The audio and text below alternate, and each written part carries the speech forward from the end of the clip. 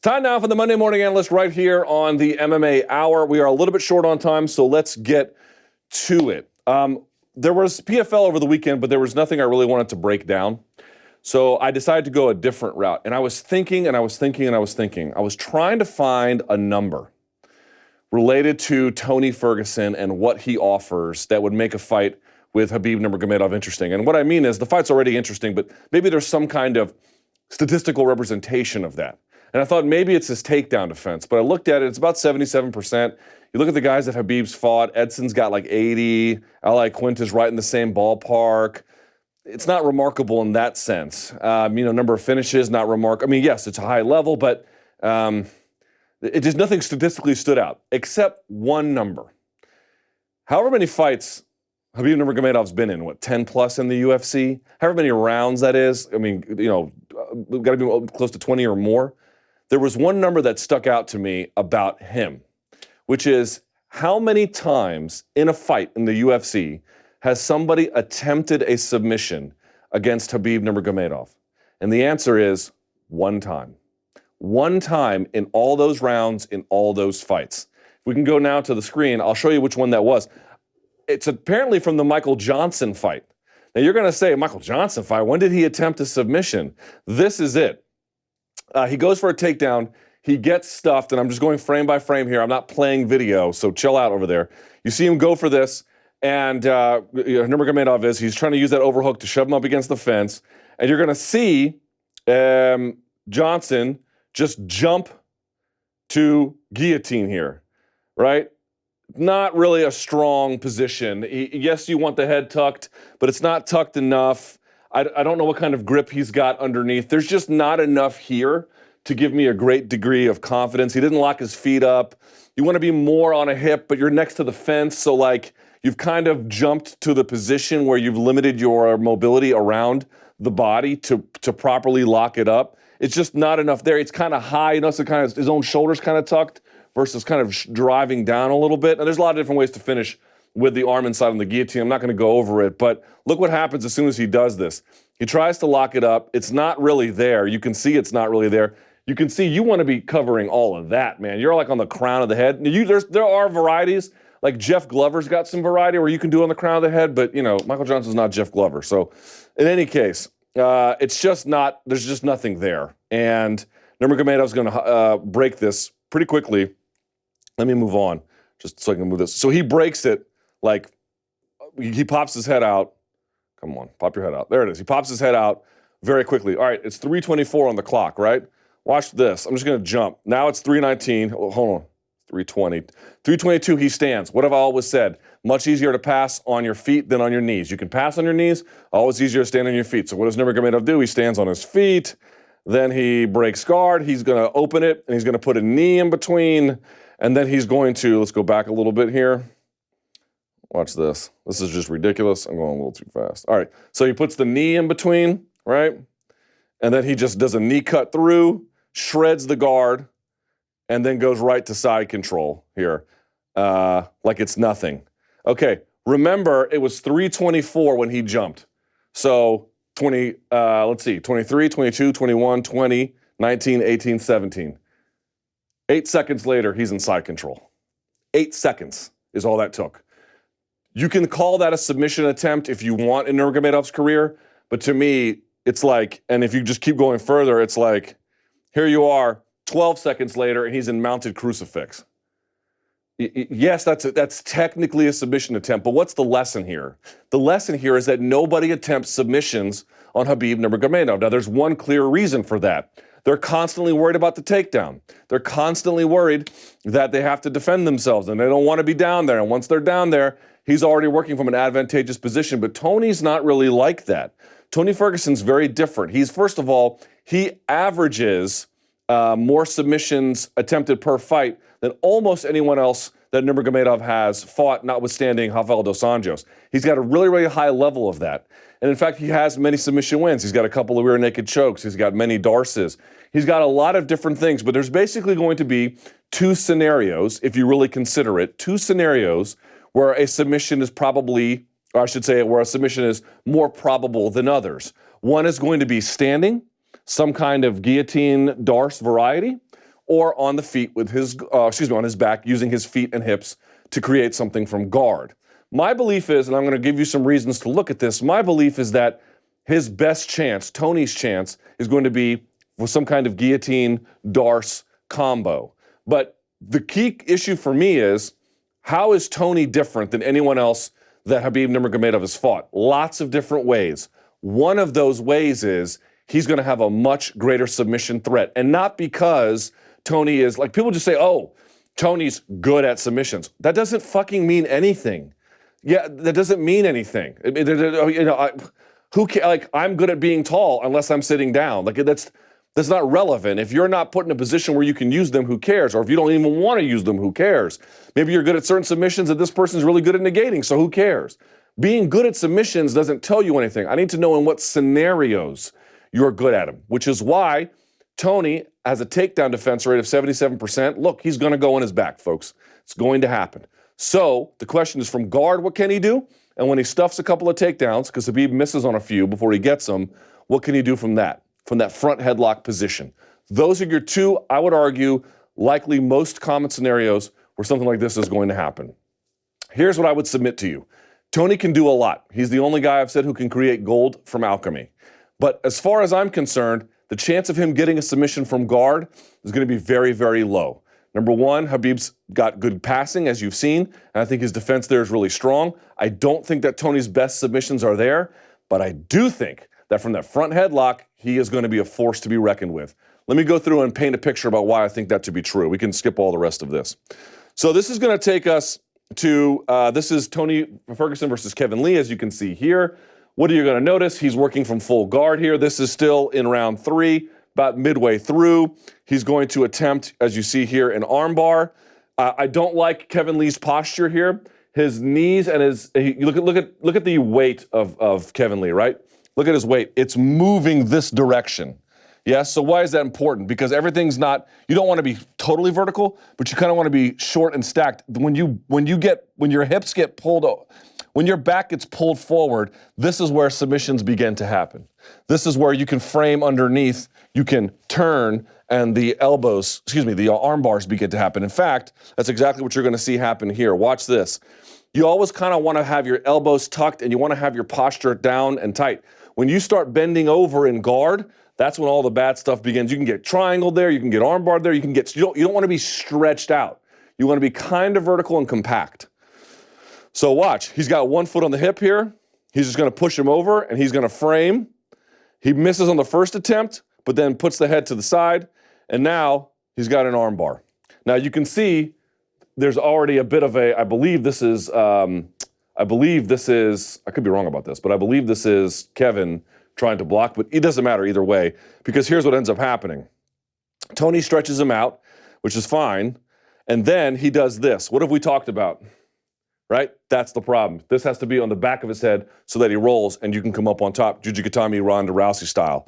So he doesn't do that, so what are you going to imagine he does? And we saw this against Vinny Magalhães in PFL. Someone tried this and it didn't work, but not everyone's Vinny Magalhães. He's going to helicopter around, right? Yep, that's exactly what he does. Look, he comes around and he just helicopters. And he comes over, he tries for an omoplata, but it's not really there.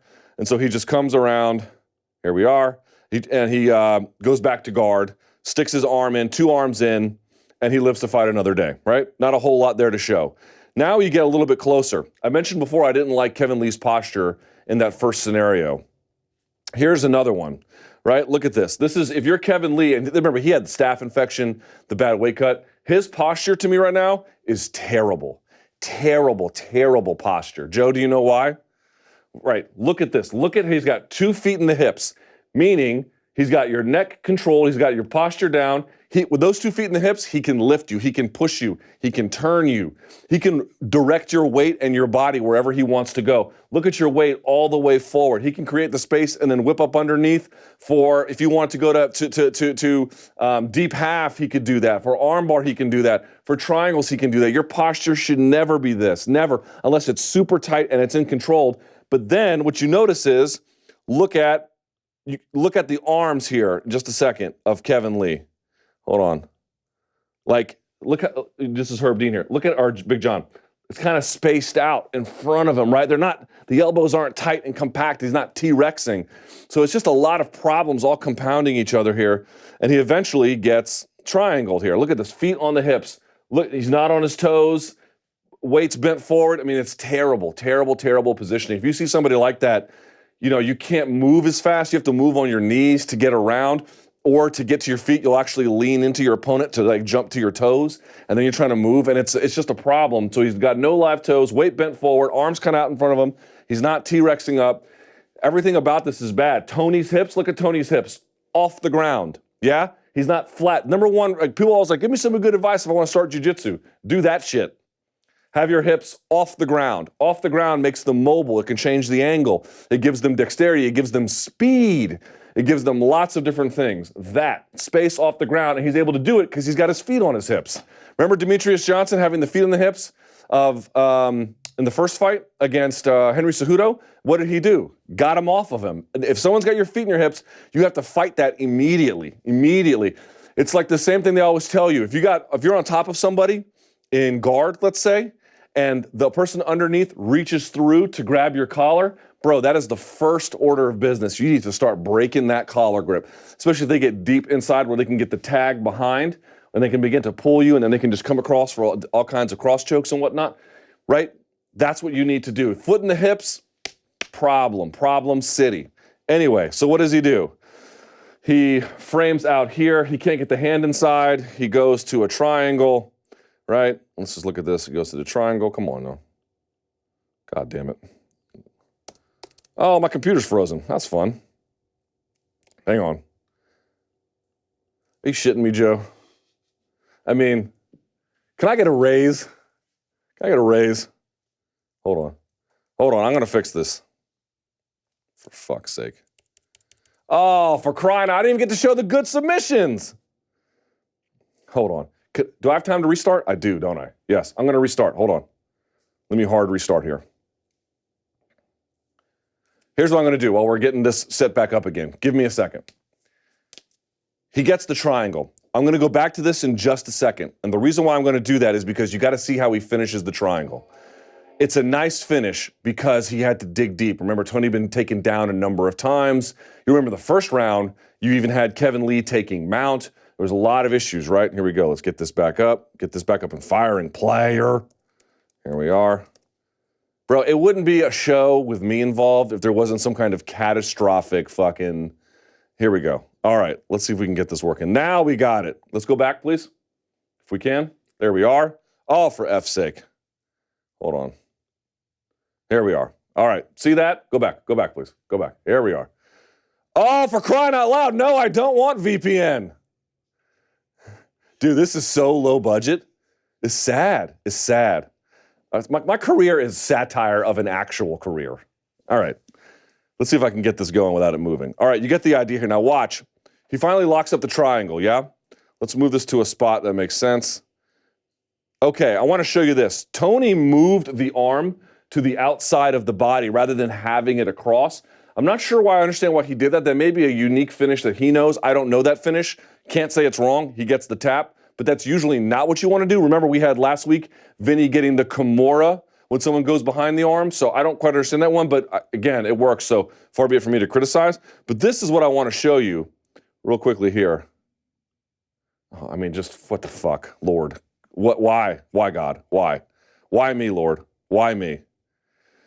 All right, I can't. I don't know what's going on. No, I don't want you to give my passwords.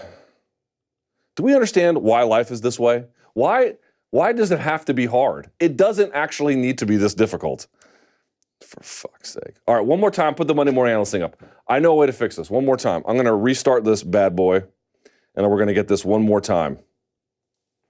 The point being is, if you look at the particulars of the triangle itself, what you're going to find... It's just death. Death from above, 1979. What you're going to find is that you had Kevin Lee with his arm this way, and Tony pulls the head. This side of the neck was totally exposed. That's not to say it's a bad triangle. If the triangle works, it's fine. But the triangle should close both sides, like a rear naked choke. It should have everything collapsed, and it didn't. And that was the problem. So to me, it's like you got the triangle, but you got it in a way that was suboptimal. In fact, you'll notice Tony goes to the armbar, doesn't get it. Goes for the triangle, gets it, but gets it on an opponent who I think was severely compromised. And he even attempts a bit of a leg lock in the Lando Venata fight. In the Lando Venata fight, you're going to see him. I'm not going to go through it now because Lord knows my computer will shit the bed. But the point being is, no, I don't care. I'll tell you when to cue it up. Don't put it up just yet. The point being is, with his legs, he can get submissions done. But against a guy like Khabib, who's passing, who's got good balance, who's got good posture, who's got good sub-defense, it's really not going to work. The bigger issue for me is a different scenario, and that's getting it to work with him on his feet, using his guillotine Darce setups. Now, if I can set this up without this thing collapsing on me, I'm going to do it. Let's see if I can get it. I'm going to go right to it. Here, I want to show you something. Go back up real quickly. Hopefully this works. Here he is attempting a guillotine choke on Lando. Lando spots it and stops it. You see that? This whole side of the neck is exposed. He should be able to breathe just fine. But Tony recognizes that, snaps him back in, and then switches the sub. Watch. Watch how he switches it. Guillotine, guillotine, blocked, blocked, blocked, blocked. Come out over the top, behind the arm, which the guy will give you. And watch, he's choking with the left arm with the guillotine, right? Watch him feed the right and, for Christ's sake, fuck off. Feed the right, and now lock it up on the other side. You see that? So he was coming with the left, and with the right, couldn't work, lets it go, comes around the back, and then uses that to feed into a Darce. Why is that important? This is a scenario that he could easily find himself in with Khabib Nurmagomedov, number one. Number two, this is the key for me. When he's on the ground, he can go from different forms of control. But with the 50-50 he tried on Lando Venata in the knee bar, that it wasn't a whole lot there. With the triangle, I think he got a severely compromised opponent. With the armbar, he got it and then lost it, and tried to go back from guard, but it didn't really work. With these front headlocks, he can go from submission to submission. He can chain them together and he can get into position very quickly. You don't have to make many mistakes. In fact, your defense sets up his next move. I didn't necessarily see that with his guard. Tony's guard is good. It's very good. But his Darce is one of a kind. His Darce setups are one of a kind. His guillotine to Darce is one of a kind. That, to me, is your much more likely scenario where something bad happens for Khabib and something good happens for Tony Ferguson. I'm sorry about the technical difficulties. This is still a work in progress, but there you go, ladies and gentlemen. This is an interesting stat to keep in mind. Only one time has he had to defend it, Nurmagomedov, and it was a terrible, tactically ill-advised attempt from Michael Johnson. This guy can go much better in that regard. I would like to see it. Tony Ferguson is the right fight for Khabib Nurmagomedov. Fuck all that Conor McGregor talk. That's the guy who should be fighting because that's the guy who poses an interesting challenge. There you go. That's the Monday Morning Analyst.